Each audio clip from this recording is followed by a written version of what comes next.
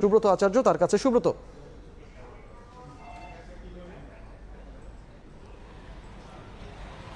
আমি পশ্চিমবঙ্গের নিশ্চয়ই পশ্চিমবঙ্গের তথ্য বা পশ্চিমবঙ্গের রাজনৈতিক অবস্থা এই ভোটের ফল নিয়ে সেটা বলবো। তার আগে বলি যে এই মুহূর্তে দিল্লিতে বিজেপি সদর দপ্তরে প্রধানমন্ত্রী নরেন্দ্র মোদী, দলটির শীর্ষ নেতা জেপি নাড্ডা, স্বরাষ্ট্রমন্ত্রী অমিত শাহ সহ শীর্ষ কয়েকজন নেতৃত্ব সেখানে রয়েছেন। এবং আমরা যতটা জানতে পেরেছি যে এই মুহূর্তে জেপি নাড্ডা তিনি দলীয় কর্মী, সমর্থক এবং দেশবাসীর উদ্দেশ্যে কথা বলছেন।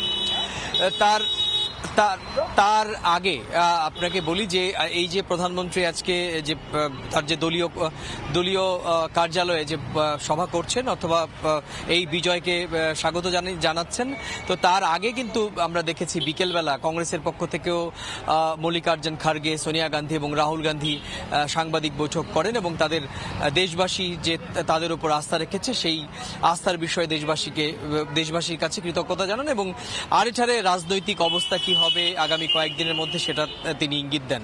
একই সঙ্গে রাহুল গান্ধী এবং তার মা সোনিয়া গান্ধী এবং মল্লিকার্জুন খার্গে তারা যখন এক সারিতে বসে সাংবাদিক বৈঠক করছিলেন, ঠিক তো তখনই আমরা দেখেছি, আমি যেখানে এই মুহূর্তে দাঁড়িয়ে রয়েছি কালীঘাটে, আপনি জানেন যে মুখ্যমন্ত্রীর বাড়ি এই দুটো বিল্ডিং পরেই কালীঘাটে, তখন অভিষেক বন্দ্যোপাধ্যায়কে পাশে নিয়ে পশ্চিমবঙ্গের মুখ্যমন্ত্রী তথা তৃণমূল কংগ্রেসের সর্বভারতীয় সভানেত্রী মমতা বন্দ্যোপাধ্যায় সাংবাদিক বৈঠক করেন। এবং তিনি কিন্তু আজকের যে সাংবাদিক বৈঠকে তার যে অভিব্যক্তি, তার যে বডি ল্যাঙ্গুয়েজ, সেখানে পরিষ্কার যে তিনি যে কনফিডেন্টই নয়, ওভার কনফিডেন্ট।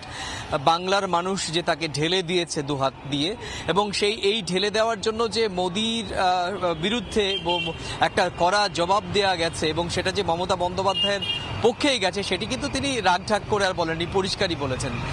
তিনি বলেছেন যে বিজেপি সংখ্যাগরিষ্ঠতা, এককভাবে সংখ্যাগরিষ্ঠতা পায়নি। গতবার জানেন 2019 সালে 303 আসন পেয়েছিল, একক সংখ্যাগরিষ্ঠতা পেয়েছিল। এনডিএ মিলে বিজেপি 352 আসন পেয়েছিল, সেখানে বিজেপি এককভাবে মাত্র 240টি আসন পেয়েছে। আপনারা জানেন যে ভারতে 543 আসনের মধ্যে সরকার গঠন করতে হলে কোনো দল বা জোটকে ন্যূনতম 272 আসন লাগে।